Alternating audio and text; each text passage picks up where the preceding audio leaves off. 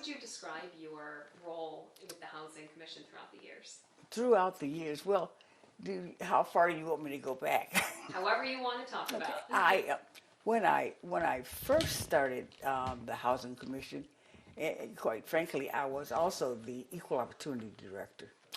Didn't know that much about what the commission was involved in, although I knew there was a housing commission. And the then city manager, Joe Zainea, asked me if I would serve on the housing commission. He said, because I'm not sure of everything that goes on, and I need to know how it fits in and how this. So I said, sure. So that was my first glimpse of working at the Housing Commission. And then I found out at my very first meeting, I went to the meeting, and the then director, whose name was Ruth once, said to me, well, Bobby, they are having a Mr. O'Keefe, who was over at the Housing Commission, said, well, he's doing a briefing and they'll be ready for the commission to start in a few minutes. And I'm going, is he briefing about the Housing Commission or something? So I just let that go. And then the second time I went, and they was doing the same thing. So I just walked in the door. It was like, yes, I can. So I walked in, and so the minute I'll never forget, the minute I walked in the door, they stopped talking, and that really irritated me. So from then on, they started having meetings with me there, although I don't know if they had meetings previously. So I had said to the manager, I don't like this. It looks like to me that they're having meetings and then they want to get briefed before the meeting. So I don't know what they're talking about. So that's kind of how I got thrown into it. And then I made it my business to learn everything I possibly could about housing. And there was two major projects. One is the Housing Commission used to designate places where you could build. One was Ransom Tower downtown. The next one was Bretton over there. And so we had taken a vote on building the Bretton apartment building.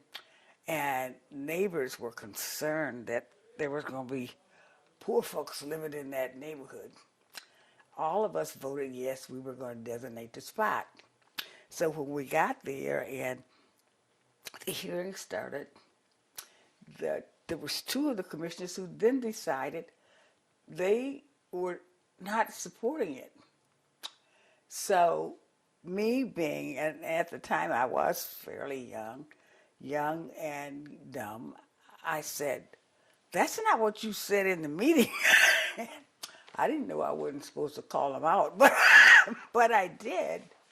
And so that really got them kind of ticked off with me because I had just called them out publicly in a meeting, and the place was packed with people who wanted to voice their opinion. And so when we left, Mr. O'Keefe said, Bobby, you weren't supposed to say that. I said, I wasn't? I said, my mama told me to always tell the truth.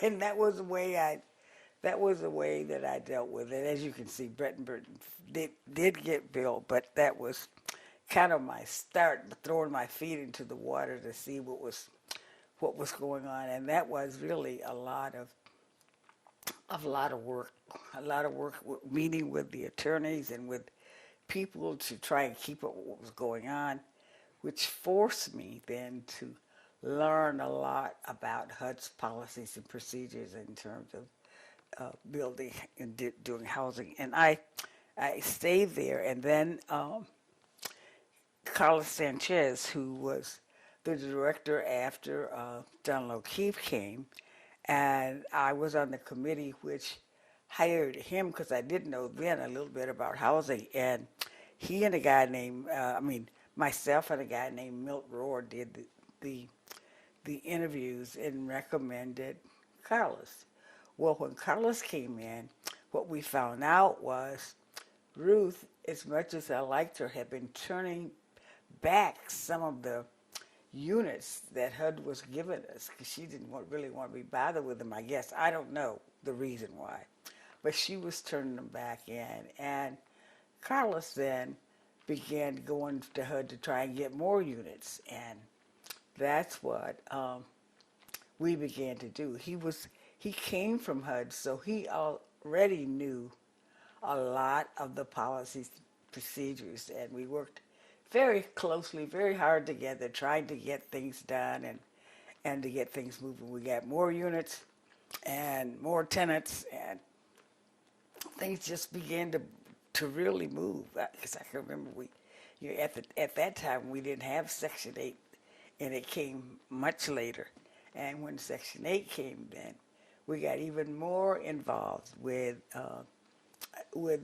housing, having the tenants in, if they wanted to see if they wanted to own their own homes. And what we would do is they would have a unit, and we'd hold so much money in escrow for them. Some of them went to school and got other jobs, got jobs that they hadn't had before. And when they got ready to buy property, because we were in building houses, then a lot of them qualified and they moved into their own home. So that was really satisfactory for, I think, all of us. But one of the things, being the Equal Opportunity Director and working with housing, that I was really concerned about, there was a Minority Contract Association, which was not getting any money from contractors. Contractors just didn't hire minorities or women. So I got busy then with both the city and the Housing Commission, saying we got to do something about these contractors need to get part of the action. So we developed a minority business enterprise program. And when that occurred, there was a goal at that time. It was like 10%. And so the Housing Commission also adopted the same goal of 10%. And it was amazing at how we had to encourage and push contractors to give them part of the action.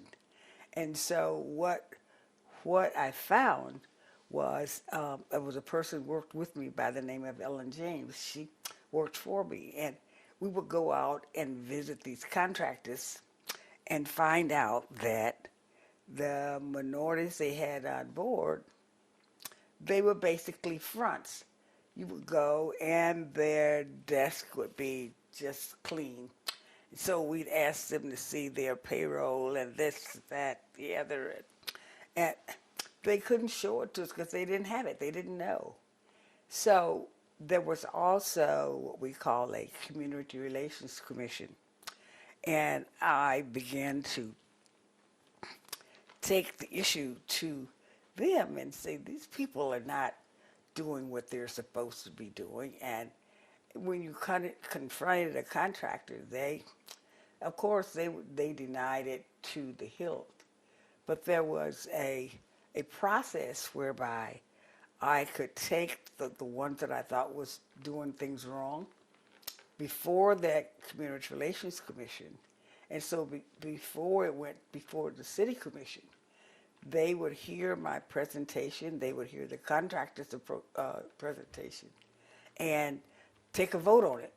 And so they ruled in favor of me.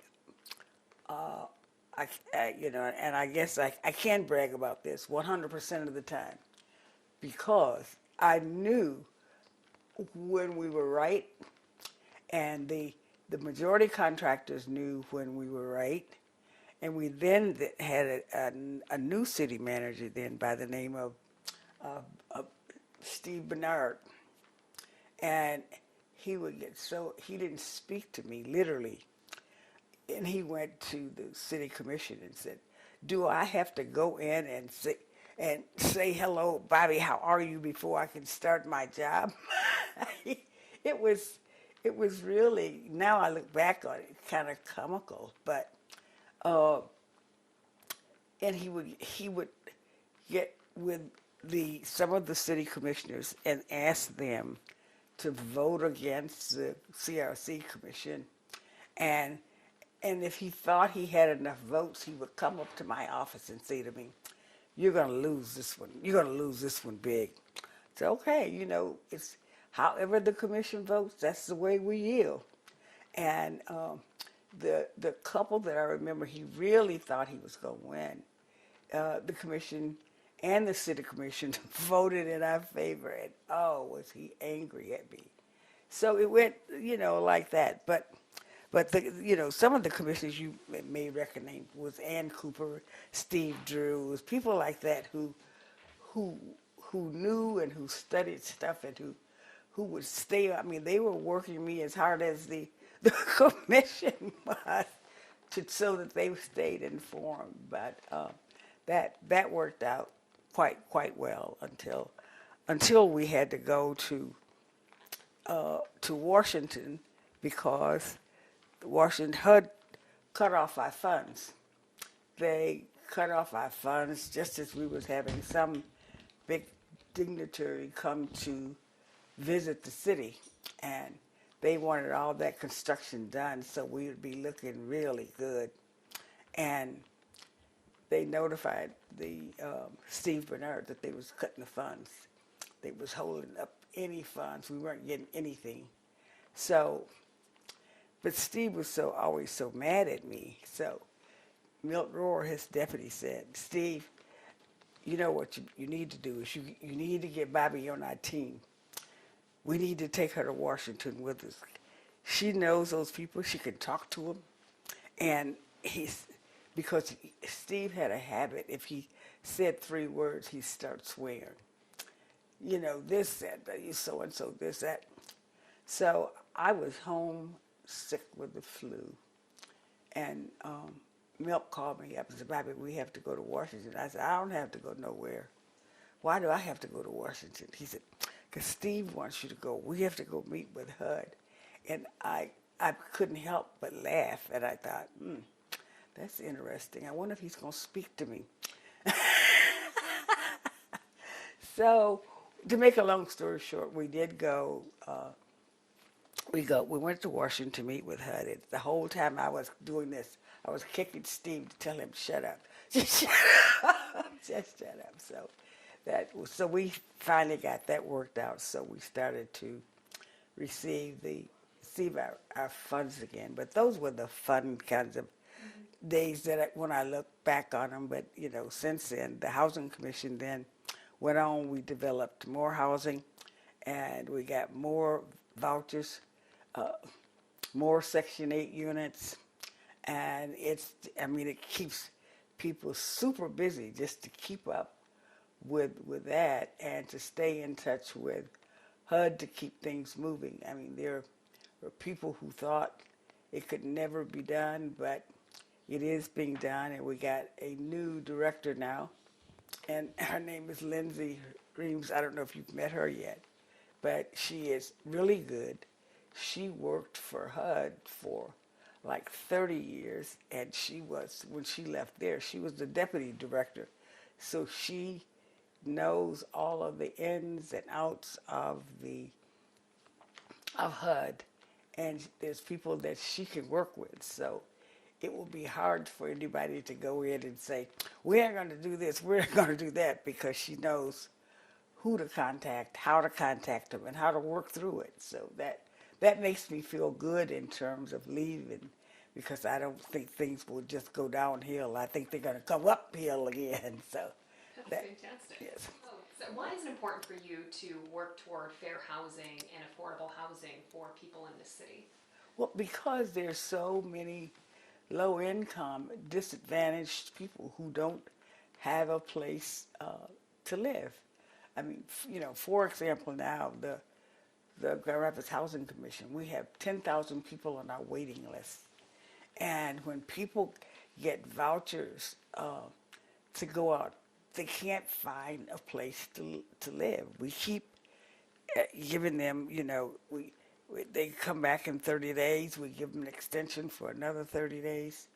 But it's just terrible for people to try and find decent housing. So I'm hoping the city now has a program, not a program, well, they're starting a program where they've appointed a committee that's going to help develop more affordable housing for people in the city. But I often feel really bad when you see people who don't have a place to go, or they're living in substandard housing, because people have called me when the landlords have not done this, haven't done that, and then I end up calling inspectors, having them to go check it out, do this, do that.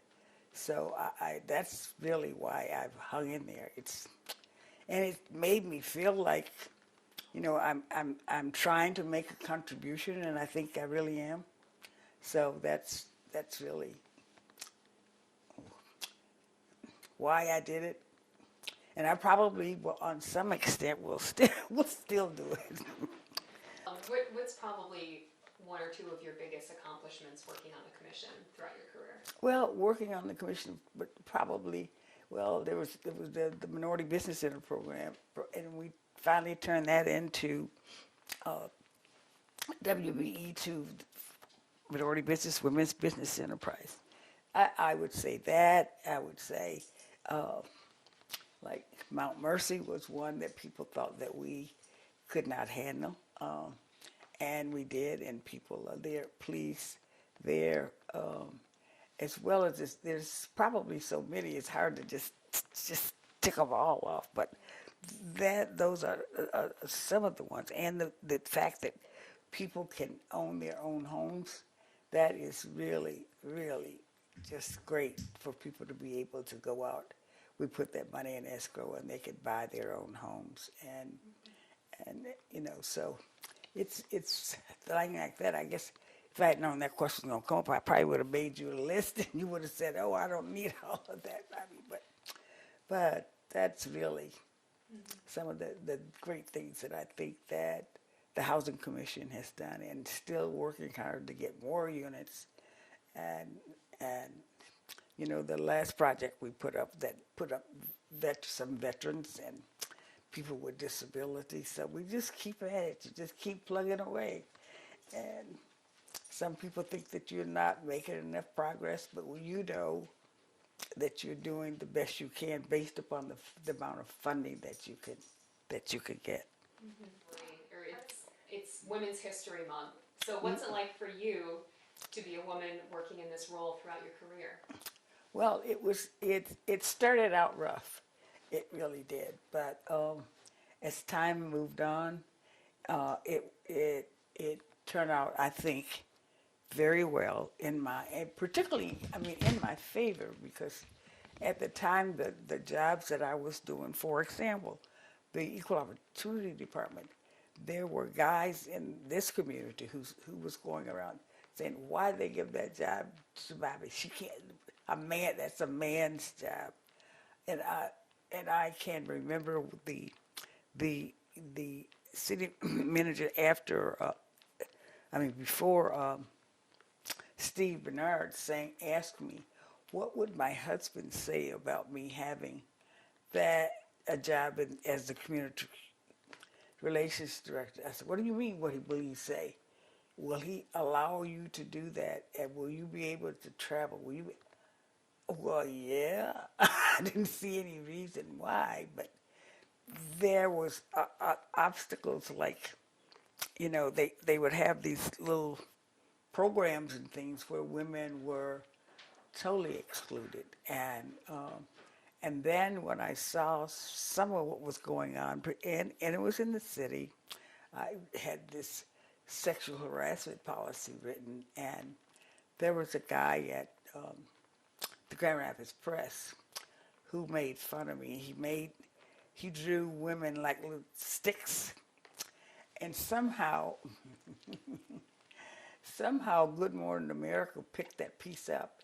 He and I both went to Good Morning America, and so we got there was this guy and I, Marriott and I, we got calls from all over the country wanting to talk to us about the sexual harassment policy.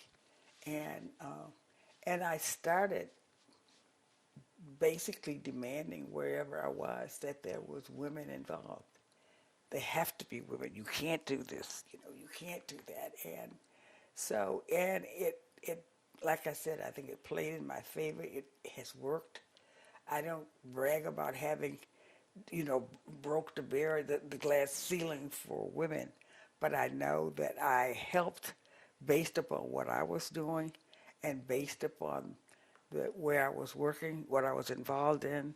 When I went to corrections, for example, and my boss then, he was also a male, and we sat down and I said to him, I said, how many, we got all these corrections officers, how many women do you have on that? What's going on with the women? How many do we have? Well, when we started really looking it up and I said, these guys out here doing this recruiting, they're just hiring these guys who think that they're big, bad, and, and I said, I think people have the impression that we hire these people, but all they do is come in and beat up prisoners. And you can't tell me that women can't do this job. I mean, they had a few women, but they didn't have nearly enough. And so after that, we started recruitment programs just for women. And I would always send out what I thought were the strongest women. You got to go stay here and do the recruitment. And it was the same with when I was equal opportunity director with the city. There was no women firefighters. And I don't know if you know her, but Judge Smolinski and I used to get up at 6 o'clock every morning. We talked to junior college and they're letting us use their gym. And we recruited women. Now, I won't lie and tell you that what I did is I worked out. But Sarah could pull those hoses. Just like she was fantastic. And there was another woman who was involved. Her name was Star Smith. So we recruited women and got them in physically fit. And so when they took the test, hopefully they was going, and we had women passing the test. And the first time they passed the test, I'll never forget, some of the women wives were concerned because that meant that they was going to be in that building, housing with their husbands, and so we had to go through and work through that. So, it's been, I have to say, really a great experience. I used to say to people, well, when I leave here, I'm going to the White House. It can't be any tougher. So. I love that. Looking ahead, you mentioned the housing director now, but where do you hope things go from here with the commission and the housing situation in the city? Well, I'm hoping that our director will be able to get lots more vouchers for people with low-income people. And HUD, as I understand it, has just released a number of, I forgot how many thousand vouchers, so I'm sure we'll get some of those. And I think that she will work really hard to make sure that those vouchers are out there and that we help people find a place to live. Because when I was working for the city, one of the things that HUD had required, there's a concentrated area where just minorities live, and then they told us that the area was over-concentrated, so we needed to find housing where people didn't live in those concentrated areas. And I had talked to the city manager into let me hire a person part-time, and all she did was to go through the newspaper, find out where there was housing outside of those census tracts. And that's where we would refer people for housing. Now they have another program where they want to make sure that we are basically decentralizing, but you don't have to have somebody going to every census tract the way that we used to. Yeah, but I think Linda's just going to be great, and I think she's going to work hard, and I think because probably that she knows so much and knows HUD so well, she will know the ins and outs of where she can push a button to try and get more funds for housing, and so we'll go from there. And as I said, she's been appointed to the committee that the city has on development housing, so I'm sure she will also be effective there, and will keep pushing until because she has housing for disadvantaged, low-income disadvantaged at heart, and you can tell that if you just talk to her for a few minutes. So, what do you want people to understand about your career and what you've done?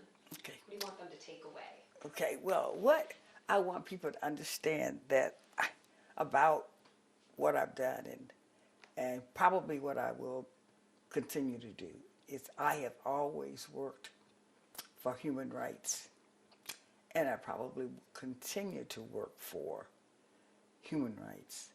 If you want to get me upset, you let me start to see people who are not treating people humanely and who's putting them down because they think that they're up there and these little people are down here. I just can't live and deal with that. I get too discouraged. It's like, I don't know if you travel up, but the first time I went to Jamaica and I said, I'm not going back there. That I seen all of those little poor kids and they're begging on the street, and I said, I don't need. It's not that I'm trying to say that doesn't happen, but you just don't need to see that depressing, because it does depress you every day. But I have always worked for human rights ever since I was a little girl. When I was little, my mother had arthritis, and we lived on a farm in Mississippi after my father died. So you didn't ask me for all of this, but and so she got arthritis real bad, and there was this white family that she was working for, but instead of her working, I started working, and I was in grade school to help this lady out and let my mother stay home. I worked for $7 a week, and I gave my mother $5 and I kept $2. But when I was there and I saw the way people were treated, how they treated black people, it just tore me apart. But I was different. I could go to the park. I could go into a grocery store and I didn't have to stand in the line. I didn't have to step off the sidewalk when somebody passed by. All of that, just I internalized that to say, I'm never going to be like that. It's never going to be like that. So, and I think I've carried that with me everywhere I've gone to say, no, this is not right. And when I see something not right, then I move on.